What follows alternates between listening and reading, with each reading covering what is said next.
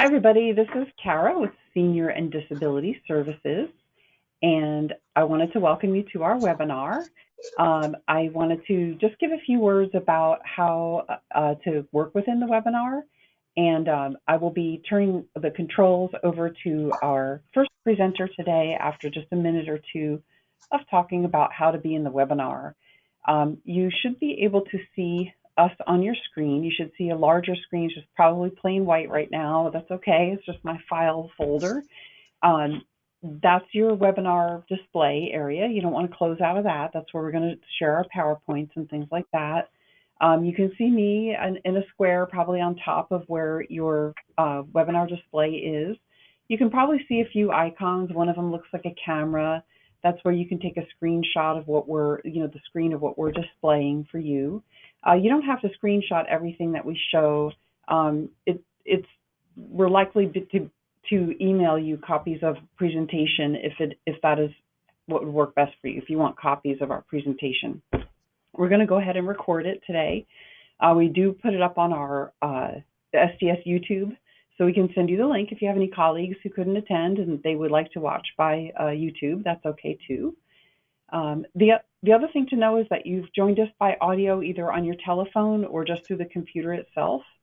All of the audience here is coming in a muted status. That means that you can hear us, but we can't hear you, and you can't talk with each other.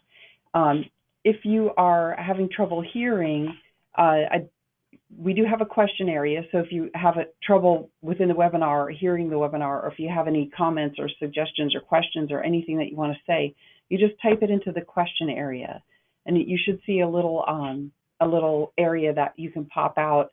It usually looks like a little red square with a white arrow in the middle, and you can pop out an opportunity you'll see a little chat place there. So I just saw a message come in from somebody saying that they couldn't hear. And so I'm going to go ahead and give my advice, which is the best thing to do is to click out of the webinar and come back in using the same link.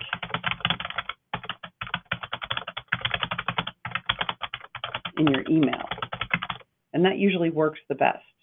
So if that happens to you, and you can hear me okay, if you lose audio, you can just click out and then come back in. We won't know that you're gone. It won't disturb anybody. You just come right back in, and it should work fine. The other thing that you can see in your controls is a little circle with a hand in the middle. So if you can hear me and you kind of, you can see your webinar and, you know where the display is going to take place, go ahead and hit that little hand for me if you see it. Just hit the hand, raise your hand, and let me know. Give me a high five here this afternoon. Okay, awesome. We don't really do roll call. It takes quite a bit of time, but I do want to let you know that you can see each other's names in the session, and we're happy to take questions texted into the question area at any time. If you want to practice using the question area, go ahead on in there and find your question area and just write hello, or tell me anything. Tell me how the weather is where you are or whatever. It's okay. It's sunny here, so if you're here, it's sunny. Go ahead and find your question area and just type something in real simple that tells me that you can see it. Go ahead and try. Open up that question text, but it might say chat, it might say questions. Okay, awesome. Hi, Viva. All right. Hi, Deb. Roxy. Cool. Thank you. You can hear. I know it sounds weird, but it's the computer thing. If you click out and come back in. Also, if you're on audio using your computer audio, sometimes if you switch to the phone, it works better. All right. Awesome. Okay, so we're going to go ahead and get started with our presentation. I do have our guest presenters today. We're going to start with Richard Bloomquist from OCS, and he's going to share with us our information about mandatory reporting, and then we'll move to Sandra Jenkins with Senior Disability Services, Adult Protective Services. So we'll share these presentations with you, and you are more than welcome to text in and write your questions, and we'll address them. We'll have a little bit of time for Q&A at the end too. Okay. And again, if you cannot hear, So you click out of the webinar and come back in using the same email, okay? All right, so that being said, I'm going to go ahead and change my presenter to Richard. And Richard, if you're ready to go ahead and share your screen, pick up the controls and go for it. All right. Hopefully everybody can see the screen now. It should say reporting child maltreatment. My name is Richard Bloomquist, and I work in the director's office at OCS. And I used to be a social worker that worked cases in what used to be called investigations, and now is called investigations and assessment of child abuse. That's what we of course is our job. There's basically OCS is divided into family services workers and workers that do initial assessments and investigations, and I was one of those. And now I work with a variety of projects in the director's office. So I work with child advocacy centers statewide. Those are the centers that see our most serious cases of child abuse that involve serious physical injury, sexual abuse, or serious neglect, such as where there's medical consequences to that that require a multidisciplinary response, which usually involves law enforcement, OCS, and medical at the minimum. And so that's a little bit about me. Questions, there's gonna be plenty of time for questions at the end, so I'm gonna try to get through this material fairly quickly. I suppose if you have a question that can't wait, you can type it in and I can try to respond. My plan today is first just to go through a brief PowerPoint, and I just want to emphasize that the PowerPoint is only the highlights of this topic of mandatory reporting and child abuse. I'm going to show you at the end of this presentation an online training where you can get a lot more information about what child abuse looks like and what happens after you report, and there's a lot of links to other resources available there, as well as my contact information if you ever have any questions. So the Office of Children's Services works and partners in communities with a variety of organizations to provide services to families. This is our mission statement. It's a bit long, but basically we want to emphasize as an agency that our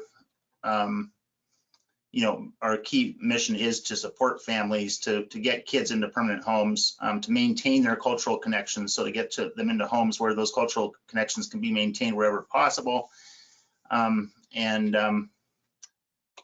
It's not all about just removing children when they're unsafe. We mostly try to, of course, reunite kids with families whenever possible after an incident has occurred where they've had to be removed. What is child maltreatment? It's defined in state statute and it's defined in the civil statutes. So, and on the online training, which I'm going to show you later, you can look those specific statutes up. I wouldn't get too tied up in the legal definition because that's not what we ask mandatory reporters to do.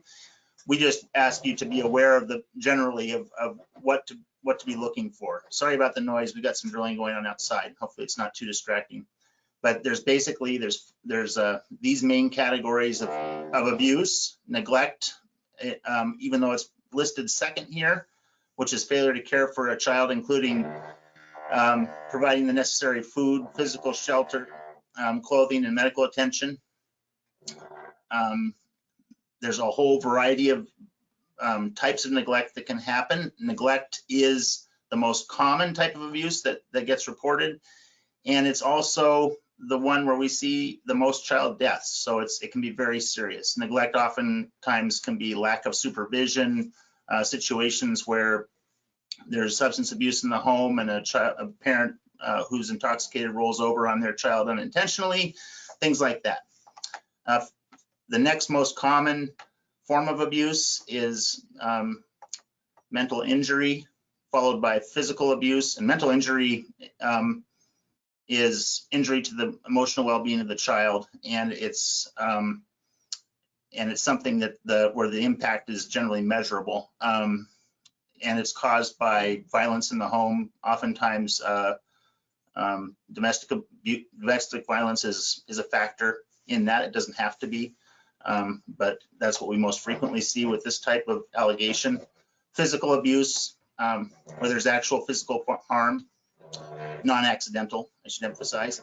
And then sexual abuse is the least common, though it does happen frequently. And sexual abuse includes a whole variety of subcategories of abuse, including molestation, sexual exploitation, and encouraging prostitution. And there's, that could be a whole topic unto itself. The reporting child maltreatment, here's the statute. State law requires that persons who are mandatory reporters who in the performance of their appointed duties have reasonable cause to suspect that a child has suffered harm as a result of child abuse or neglect shall immediately report the harm. Immediately means as soon as possible, or within 24 hours. But generally, if you're talking about a serious allegation, you want to get that report in right away. Reasonable cause to suspect is as based on all the facts and circumstances known to the person that would have led a reasonable person to believe that something might be the case. Federal law is a little bit different than state law, and it requires that tribes and tribal organizations that receive federal funding and individuals who provide services to children in tribal communities include some additional categories of reporters. So most of those who work for tribal organizations in our state who receive federal funding are also mandatory reporters. Those service providers, there's a whole wide variety of workers that fit into that category. Why report? Well, these are the, just some of the impacts, but the impact of trauma, I don't know how many of you have heard of ACEs. I don't have time to go into it today, but ACEs is a study that was done in San Francisco. Kaiser Permanente, which is a health care provider in, I believe it was San Francisco. A study was done involving the patients involved with that healthcare provider and found the impacts of trauma from child abuse are lifelong and serious, and they cost a lot of money. So the impact of trauma, it can be lifelong, it isn't always, and it's serious when we're talking about child abuse. The impact on the brain can slow development. We'll see infants that are delayed in learning, delayed in their basic development responses and relationships, and basically globally delayed due to all the types of abuse we just mentioned previously. All four categories have that effect. The toll of child abuse can resonate throughout a child's life, and reporters definitely make a difference. The earlier we can respond, the better. And you may not be the only person who recognizes a problem in a family. Oftentimes we'll get 3 or 4 reports of harm from different reporters prior to going out on a case. And we have, and that's not because we intentionally delay responding, but we respond when we have enough information to indicate that there's a need. And so your reports make a difference. Who must report? So these are the categories that are mentioned in state law: practitioners of the healing arts, administrative officers of institutions, and that is referring to healthcare providers, hospitals, both private and public, paid employees of domestic violence and sexual assault prevention programs, paid employees of an organization that provides counseling or treatment, so mental health providers, substance abuse treatment providers, school teachers and school administrative staff, and they have a whole separate areas of state statute that affect them that I won't go into today.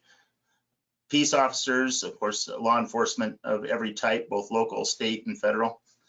Officers of the Department of Corrections, and volunteers who interact with children in a public or private school for more than 4 hours a week. So that includes people like coaches or people who are working with students around activities, or people who just go into the schools and spend that much time there each week.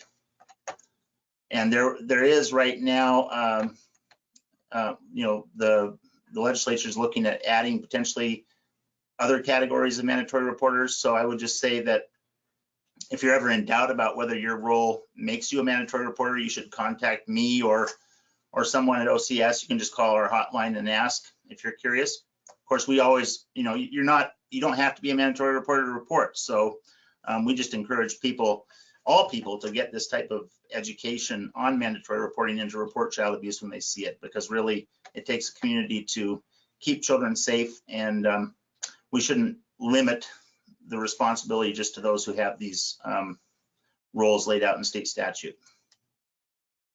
And if you guys have any questions about categories of reporters, I can answer those at the end. So this is something I mentioned already. Mandated reporters must report suspected abuse or neglect immediately, which means as soon as reasonably possible and no later than within 48 hours. I think I said within 24, but really it should be as soon as possible. If you suspect child abuse or neglect, here are the steps you should take. So this number here is a statewide number. We now have an OCS intake that is a statewide centralized unit that's located in Anchorage, and they are available 24/7 to respond to calls. Right now, they're also taking after-hours calls. We used to have an after-hours service that took a lot of calls late at night, but right now, just recently, we were able to get it so that every time somebody calls in Alaska, you should get a social worker on the other end or an OCS worker who's responding to your call directly and not a call service at night. You can email in your reports at this email address, and this is also going to be on the website. I'm going to show you later. Report child abuse at alaska.gov. We encourage folks, though, to call in, and the reason for that is calling in, then the intake worker can ask questions that you might not think to answer in your email. It saves time, and it gives us the opportunity to talk with you. You can still, if you call in and you want to maintain confidentiality with your name, you can do that. Since if you're a mandatory reporter, technically you might not want to do that, just because keeping your name, holding your name back from OCS would mean that we wouldn't be documenting you as the one who made the call. So I guess if you're a mandatory reporter, you might want to at least provide your name. That doesn't mean your name will be shared. We keep names of reporters confidential unless it needs to be brought out in court. Like, say, a judge will ask for, sometimes when a case goes to court for a prosecution, either criminal or civil, a judge may ask for that kind of information, and it may become part of discovery. But other than in that instance, OCS protects reporters' names, and that's not information that's divulged to the public. If you have an emergency case, so where a child is in immediate danger, then you should call 911, your local police department, for an immediate response, or the state troopers or the BPSO if you're out in rural Alaska.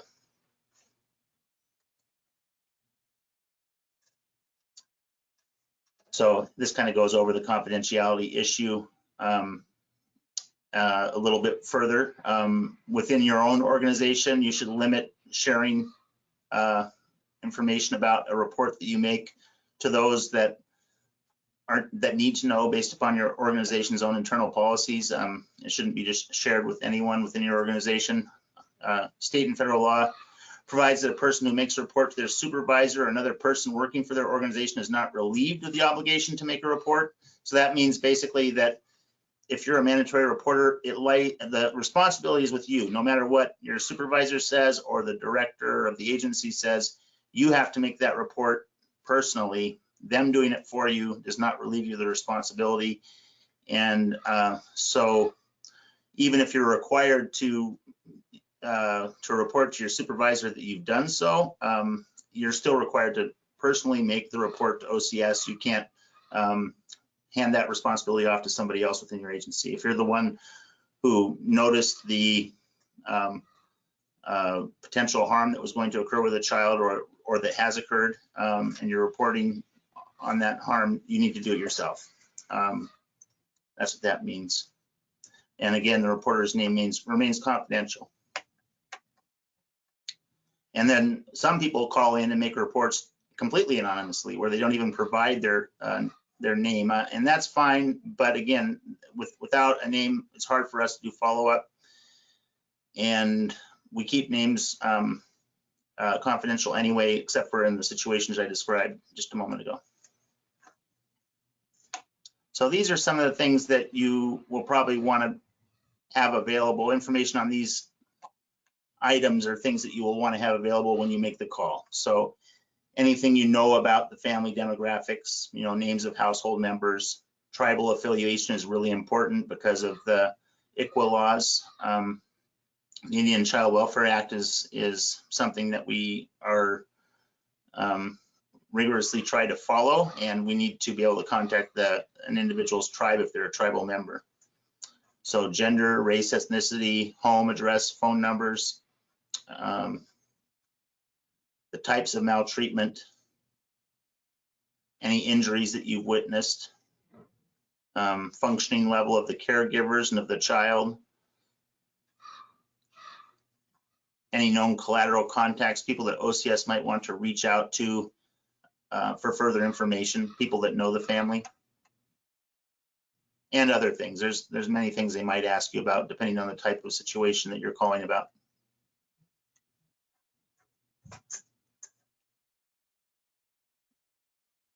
These are some other items you might want to consider. I mean, are there threats to worker safety that we might want to be aware of? I mean, are there guns in the home? Is the caregiver acting violently? Were any actions taken by you, the reporter, following receiving the information? Did you take any steps at all with the child or in contacting the family?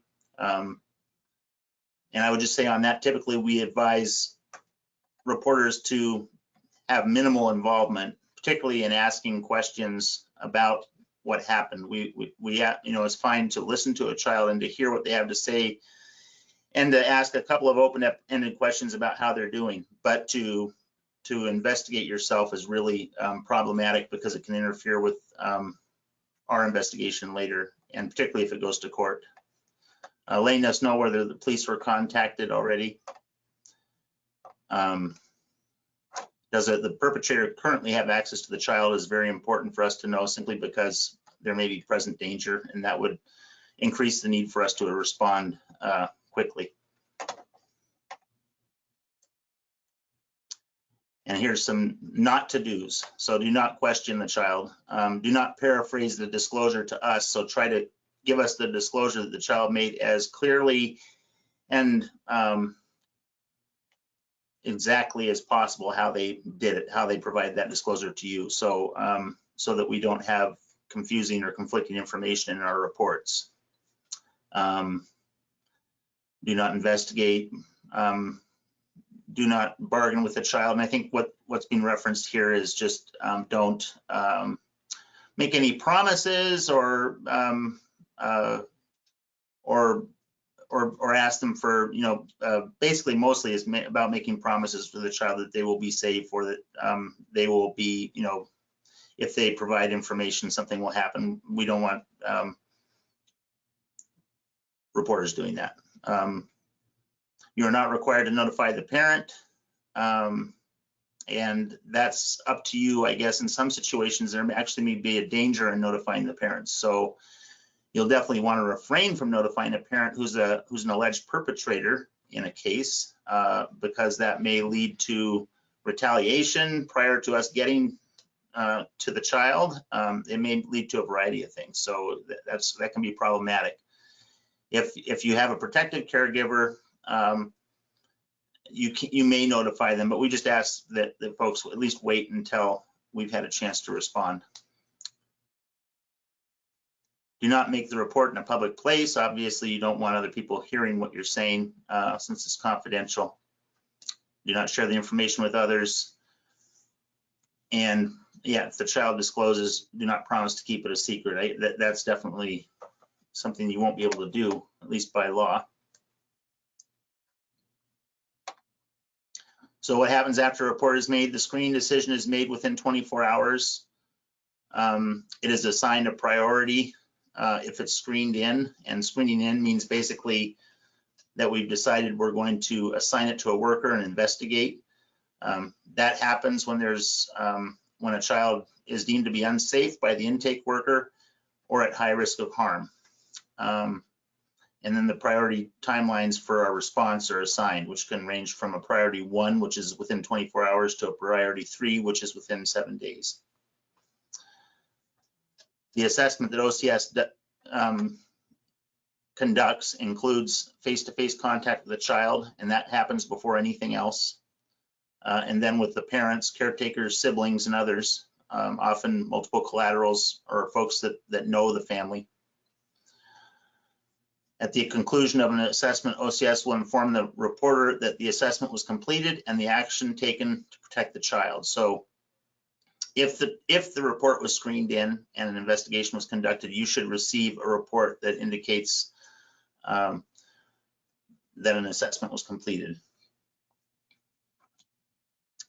OCS will only open a case for ongoing family services if the child is determined to be unsafe or at high risk. So, and at that point in time, there's a variety of ways that we might handle that case, either in or out of the home.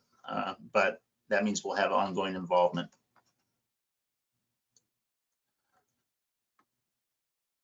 So some key points: you only need to suspect maltreatment to make a report. You definitely want to leave the investigation to OCS. So you don't need to know that maltreatment occurred. We encourage people to make a report if they have a concern and not to overanalyze that. You do not need to notify the parents that you've made a report.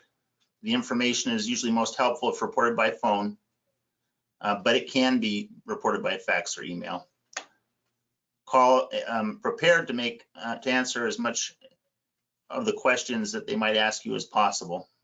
So if you need to look up some things about the child, try to do that first. And here's the OCS website. So this is the location I'm going to bring you to. You might want to write this down because this is a great resource, and my contact information is here on this site as well as the OCS contact phone number and other information. So www.reportchildabuse.alaska.gov. And I'm going to quickly take you to the website now so you can have a look at it and see how to navigate within the website. So this is there's two versions of this online training, and one of them is like this here. This is an HTML version where you have to toggle down to see the whole page. In a situation like this, if you're giving a training or you're sharing information with others, you might want to go up here to this tab. This is Mandatory Reporter Training, and click on that. And that brings you to a version where everything appears on one screen, so you can see the whole page at once. And this is developed in Captivate. Press the Start Course here to begin navigating through the training. Note down here at the bottom, navigation tips, references and resources for other materials, and law links, which has the actual statutes, both state and federal. Test your knowledge, which is a test you can take and get a certificate at the end to show that you've received training. And there's a variety of folks around the state that use this online training to meet the legal requirement to get training if they're a mandatory reporter. So if you are a mandatory reporter, the agency you work for is responsible for ensuring you get that training. So I just press Start Course, and here's the first page, welcome page. I just want to point out a couple of things. These buttons down in the lower right-hand corner, there's a previous and next button on each page. I would encourage, if you're going through the training for the first time and you're trying to do the whole thing, I would just encourage to use these buttons rather than to go up here to the top, because you can move around within the sections by clicking on one of these tabs up above, but you'll miss a lot of information if you do it that way. So it's fine to come into the training and just to come here for information. If you want to know something about the signs of child abuse, you can touch on this, hit this tab and go directly there and look up what you want to know on the signs of child abuse. Perfect, thank you, really important. There's some videos embedded in the training that provide additional information. And over on the side here, we have links that will take you directly to the beginning of each subsection within Know the Signs. So signs of neglect, signs of physical abuse, signs of mental injury, signs of sexual abuse, signs of sexual exploitation, separate sections on all those. Here at the end, see this blue tab on the far right at top. There's the contact information. If you ever have any questions about reporting child abuse and you want to reach me, there's my phone number, there's my email, and if you want to make a report and you're looking for that information, just go to this Make a Report tab, and there it is. There's our 1-800 number. There's our email address. And like I said, I just wanted to cover the highlights today. I don't know if I've already gone over my time, but I want to make sure that you know where to go for other information, because there's a lot more to know about the signs of abuse and other topics related to that, to child abuse, what it looks like, and what happens when you report. So I hope that what I've given you today is enough to get a start with, and I hope you all visit this site and get more information, and feel free to call me anytime if you have questions that don't come up today. Thank you, Richard. It's always good to learn how much information that there is out there. So I especially appreciate the web resources. Are there any questions quickly?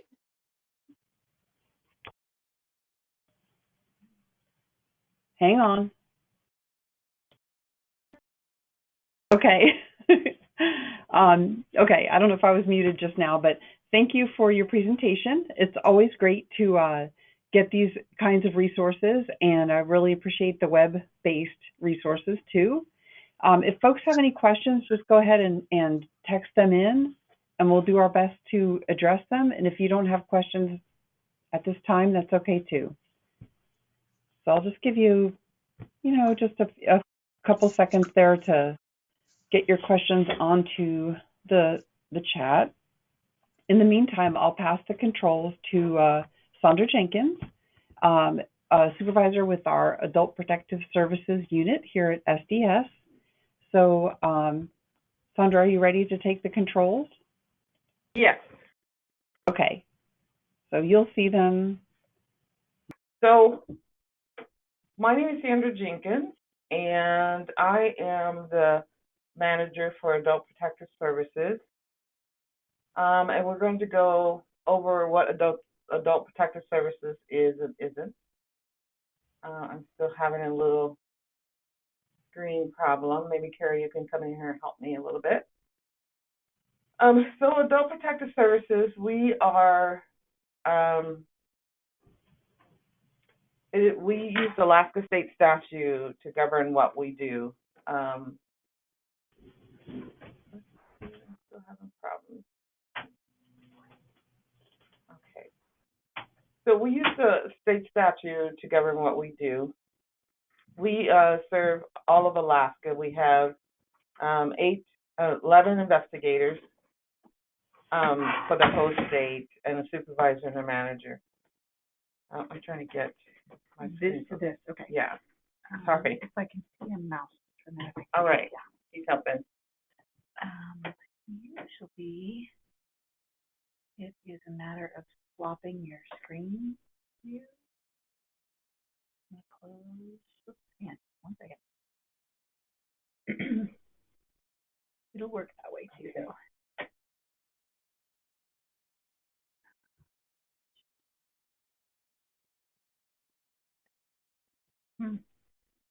I may not be able to do this with you.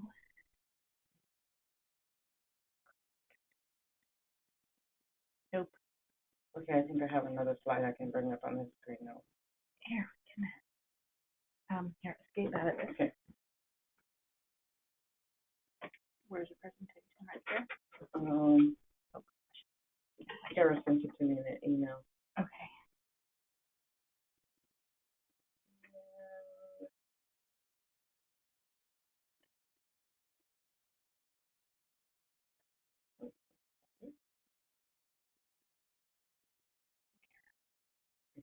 Yeah.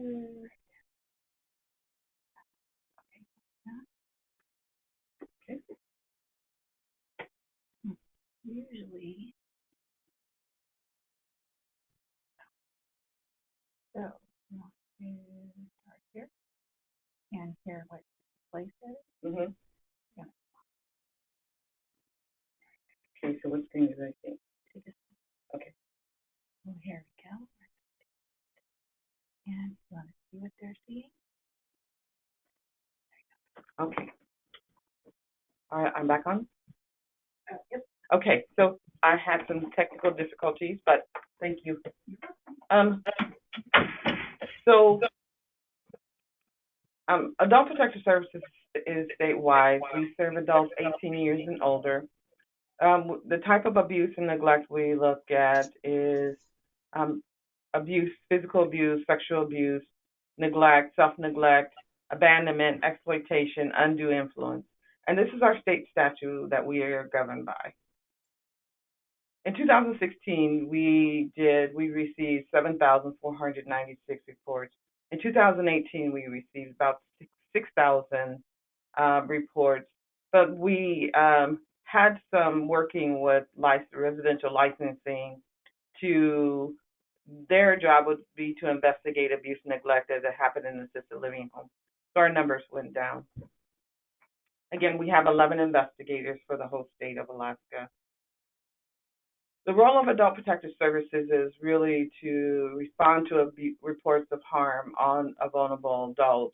We investigate allegations. We assess capacity in the field. And assessing capacity in the field is really important because it allows us to determine if the adult has ability to make decisions for themselves, which is really important for us. If they have that ability to make some decisions for themselves, then we are co-working this investigation together. They're letting us know if they want us to continue this investigation or if they understand what's going on and they don't want our assistance at all. And they have the right to do so. Our role is also to engage in law enforcement when it's appropriate and link adults and their family to support services and resources in this community and provide protective services to prevent the maltreatment of abuse and neglect of adults. And our protective services that we use to alleviate maltreatment or to help adults who might be at risk for maltreatment, we look at protective placement. It's a little like Child Protective Services, but a little different because we can't take an adult into custody. So we're really just looking at placing the adult in a safe place, away from the abuse and neglect or exploitation. We can apply for benefits and services for them if they're needed to alleviate the maltreatment. We can ask for, in 2012, we were given the opportunity, we were appointed the ability to do protective on adults' account. If they're being exploited, we can do a protective order and ask their account be frozen so that we can investigate what's going on to that account. And it's petitioning for a protective order in a sense. And we will assist with personal hygiene if it's needed to alleviate the maltreatment, obtain food and clothing. That's the hardest part for us because usually our abuse, neglect, especially if it happens in the evening and we can't reach an agency that provides food or clothing, like a food pantry or clothing pantry, then we had started to ourselves do a food drive here at our office. So when we had those emergency cases, we could run out. We could run some food to the adults. Protective services, protecting them from physical, emotional abuse, obtaining payee services, and coordinating protective services if we need to with community providers. We can refer to care coordinators services if we feel like the adult needs the waiver services. We can look at also placing them in an assisted living home or work with assisted living home licensing. We work with the long-term care ombudsman's office. We work with the elder fraud office when we find financial exploitation, Medicaid office in Mafuku, especially if we find that the abuse to the perpetrator in the abuse defrauded Medicaid. The statute also gives us authority to appoint what's called a surrogate decision maker, and that's someone If we deem the adult lacks the ability to make decisions for themselves, then we would appoint a surrogate decision maker to someone to make decisions on their behalf as far as benefits and placements and that kind of thing. We always look at the least restrictive for the adults that we serve. And lastly, we would petition a court for a guardian or conservator. But we want to make sure that we've put all of the things in place before we petition to get someone's rights taken away from them. Again, we serve anyone over the age of 18 years or older. And this is the definition of a vulnerable adult that's really important to us to remember as APS workers, that it's not just someone who suffers from a disability, but does that disability impede with their ability to understand and make their own decisions or seek help for themselves without assistance. And so someone can be in a wheelchair that doesn't make them vulnerable. If it's a combination of being in that wheelchair and they're unable to meet their own needs or seek help for themselves, then they're vulnerable. And that's the state statute definition of vulnerability. Adults have a right. They have a right to expect that their information is not being shared by anyone, and that the information we gather is just to coordinate the investigation. They have a right to give consent. If they have the ability to make decisions for themselves, then they have the right to give that consent. And then they have a right to have their services delivered in the least restrictive manner and culturally relevant to them. And when we talk about culture, we're not just talking about ethnicity. We're talking about the culture they live in. So someone might, like living at the Brother Francis shelter, and that's the population they can relate to. That's part of their culture. They've been doing it for years. Then we need to take that and even that into consideration. They have a right to refuse services as long as they have the capacity to do so. Receive assistance through their family and supports. If that's how they want us to help alleviate that maltreatment, then they have a right to have that opportunity. They have a right to make informed decisions, and we can't just go in there and say, well, we know what's best, so we're going to tell you what you need to have happen. We need to be working together with that adult, especially if they have that ability to make decisions for themselves, to help them figure out what they want to do or what help can we provide to alleviate the maltreatment. And they have a right to have, they have their right not to have protective services interfere with their ability to care for themselves. So we talked about the types of abuse and neglect that we look at, and it's the abandonment. And I'm going to go through these pretty fast because I only got 15 more minutes. Abandonment. Someone is left by an identified caregiver, either in a home by themselves, they sent to a doctor's appointment and they're unable to tell the doctor what's going on for them, the caregiver didn't follow them. The abuse aspect of it, we look at physical abuse, mental abuse, and sexual abuse. Neglect, when we look at neglect, we really have to look at is there an identified caregiver? Is there a guardian or conservator that's supposed to be a court appointed or a power of attorney? Is someone failing to care for this person or provide information to care for this person? So neglect, there has to be, again, that identified caregiver or appointed decision maker.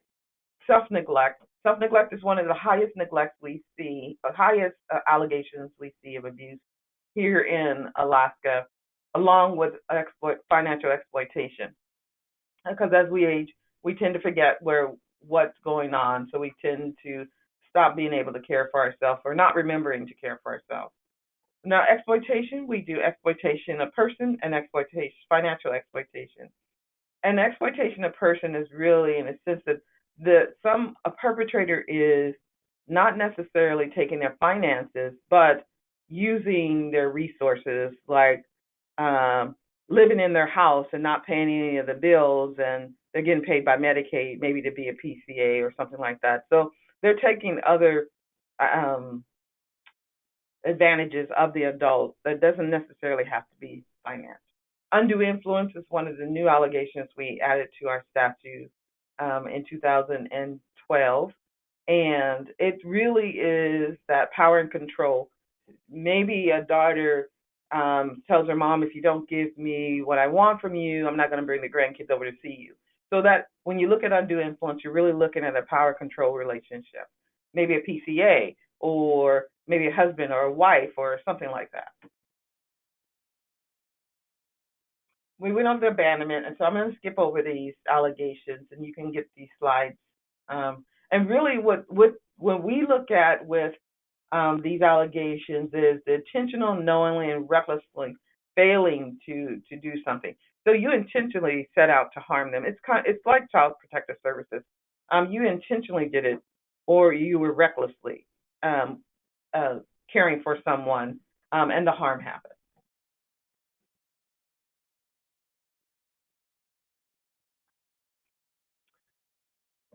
Anyone can make a report to our office. APS is open during state business days. We don't have a 24-hour call-in service like OCS, but we do have an online service where you can make that report of abuse, neglect, and exploitation, and we'll see that in just a minute. You can also call 911. One of the things we see a lot is that vulnerable adults, reporters usually call our office to report even crimes about a vulnerable adult. And we always encourage them to call the police department when a crime has happened to an adult, a vulnerable adult, and then make a report to our office as soon as possible. And do not delay in making that report, because like OCS, your report might make the difference. A report is needed within 24 hours. That's part of the mandatory reporting. I think OCS had 48. For Adult Protective Services, within 24 hours if you're a mandated reporter. How to make that report? These are the numbers that we have Monday through Friday, from 8 to 5 o'clock. Then we have an online reporting, which is 24 hours a day. Probably the best way for us to make that report is online, and give us all the information you can to help us make a decision as to, is this adult vulnerable? What abuse and neglect or maltreatment is happening? Where this adult is located? And if the adult needs help right away. We do have a central intake just like OCS, but ours is not the same. So it's important to remember that our central intake is for senior and disability services. And that you can also report to our quality assurance unit and our assisted living home licensing. So maybe someone's in an assisted living home and you need to report abuse about some maltreatment in that assisted living home, maybe by the administrator or staff in that home. This central intake office takes that report too.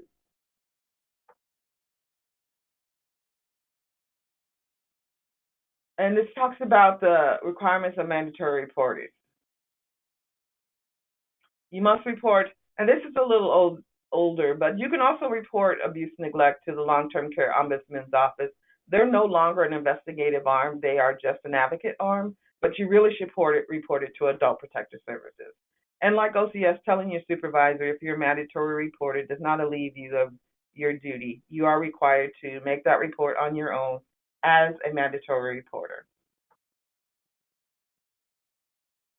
And this is the list of the mandatory reporters for Adult Protective Services: physicians, mental health professionals, pharmacists, police officers, guardians, BPSOs, health aides, social workers, members of the clergy, and I believe the financial exploit for banks are now part of that mandatory reporting.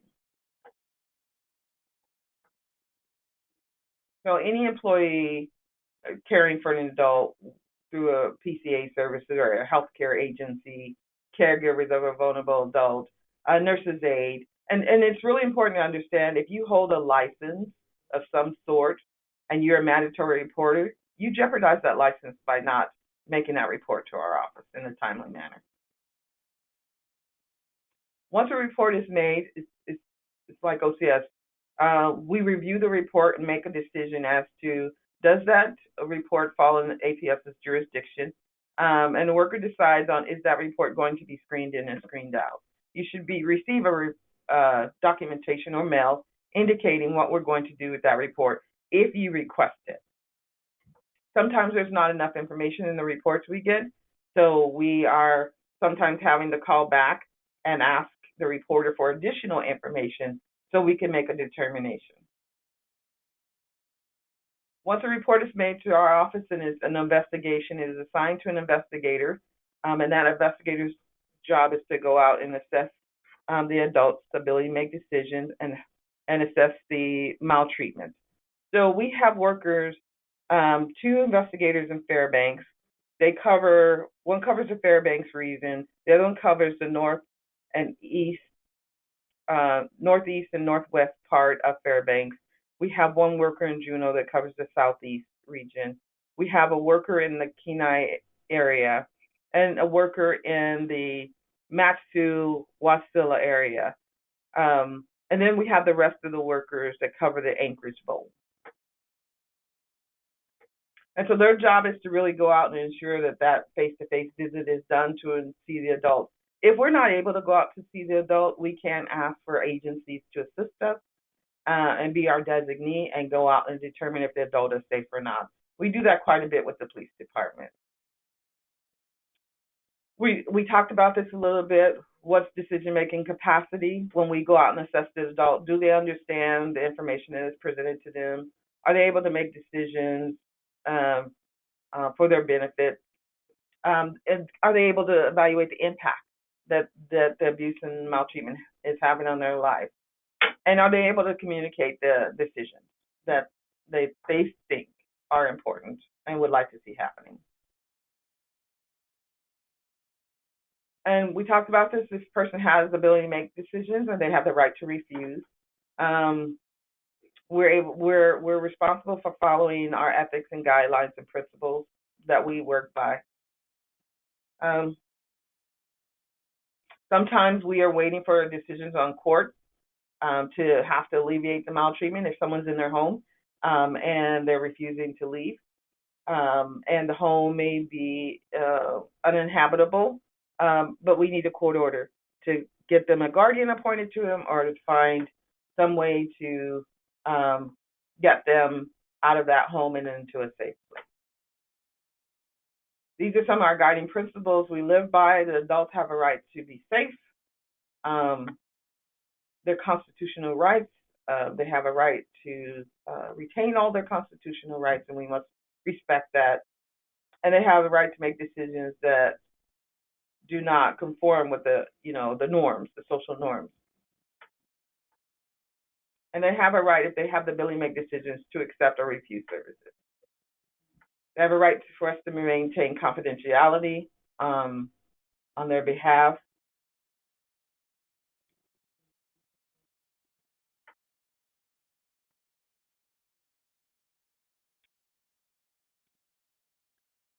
Some of the other guiding principles that we look at is we always seek to achieve freedom over safety, least restrictive, least disturbance, least disruptive in their lifestyle and least restrictive for the adult. And we don't want to come in there and just pull the adult out of their home. We want to always realize that their home is, they're going to be, we kind of live longer when we're connected to our environment, and that home is where they've lived. And so we want to be really careful before we change any part of that, because sometimes those changes can cause adults to decline mentally and physically.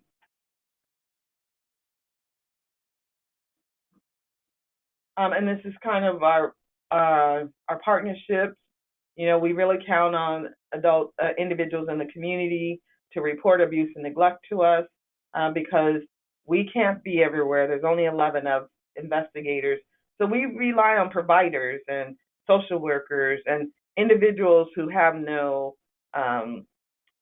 contact with a provider service or not a healthcare provider to really just report those abuse and neglect cases to our office.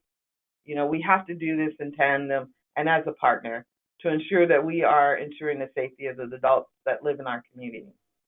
And we remember that people are isolated. Sometimes adults live by themselves and they don't have any contact. Where children have schools or teachers, adults don't have that. So they're isolated. Maybe the mailman is the only person that, drives by the house.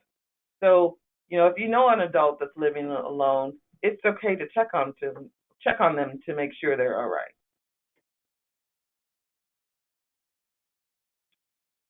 So that's kind of the end of my presentation. This slide can be presented to you by just emailing Kara. She can present this, give you this slide as well. And we also do presentations for agencies face-to-face. Well, I'll come out, or a supervisor will come out, and we'll do presentations in the community about adult protective services. So if that's something you might need, that's a possibility too.